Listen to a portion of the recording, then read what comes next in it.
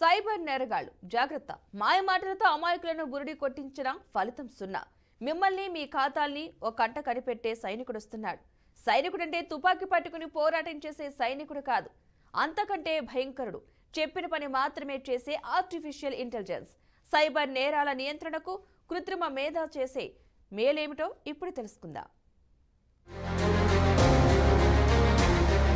Cyber నేరాల నియంత్రణకు police అధికారులు కృత్రిమ మేధ సాయం తీసుకోనున్నారు. దీని ద్వారా అనుమానిత సిమ్ కార్డులు, బ్యాంకు ఖాతాలను గుర్తించి బ్లాక్ చేయించి సైబర్ నేరగాళ్ల ఆగడాలను అడ్డుకోవాలనేదే వారి ఆలోచన. టెలికాం, ఇంటర్నెట్ సర్వీస్ ప్రొవైడర్లతో ఇటీవల నిర్వహించిన సమావేశంలో దీనిపై చర్చ జరిగింది. సాంకేతిక పరిజ్ఞానం అండతో నేరాలకు పాల్పడుతున్న వారికి అదే ఆయుధంతో చెక్ పెట్టనున్నారు పోలీసులు.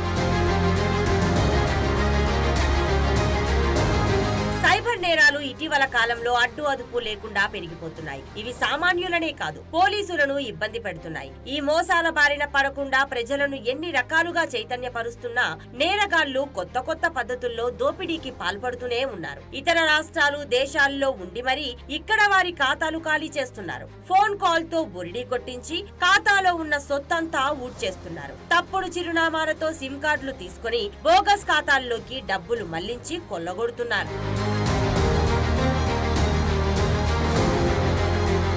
నేరగాళ్ల ఆచూకీని పోలీసులు అతి కష్టం మీద కనిపెట్టినా ఇతర రాష్ట్రాలకు వెళ్లి వారిని పట్టుకోవడం కష్టంగా మారింది. ఈ నేపథ్యంలో నేరగాళ్లు వాడుతున్న సిమ్ కార్డులు, బ్యాంకు ఖాతాలను గుర్తించి వాటిని రద్దు చేయించగలిగితే వారి ముందరి కాళ్లకు బంధం వేయవచ్చని అధికారులు భావిస్తున్నారు. సిమ్ కార్డు లేకపోతే మోసం చేసేందుకు కాల్ చేయలేరు, బ్యాంకు ఖాతా లేకపోతే మళ్లించిన డబ్బు దాచుకోలేరు. బాధితులు ఇచ్చిన ఫిర్యాదుల ఆధారంగా నేరగాళ్ల సిమ్ కార్డులను అధికారులు గుర్తిస్తున్నారు. ఇప్పటి వరకు సైబర్ సెక్యూరిటీ బ్యూరో అధికారులు 28,610 సిమ్ కార్డులను బ్లాక్ చేయించగలిగారు. వాటిని వాడిన ఫోన్ల IMEI నెంబర్ ను గుర్తించి వాటిని కూడా బ్లాక్ చేయిస్తున్నారు. దాదాపు 2,000 బ్యాంకు ఖాతాలను రద్దు చేయించారు. తమకు వస్తున్న ఫిర్యాదుల ఆధారంగానే ఇవన్నీ చేయించారు. సిమ్ కార్డులు, బ్యాంకు ఖాతాలను ముందుగానే గుర్తించి రద్దు చేయించగలిగితే మరింత ప్రయోజనం ఉంటుందని అధికారులు భావిస్తున్నారు. ఇందుకు కృత్రిమ మేధను వినియోగించుకోవాలని భావిస్తున్నారు. దేశవ్యాప్తంగా Indian cyber crime coordination centre కు పెద్ద ఎత్తున ఫిర్యాదులు వస్తుంటాయి.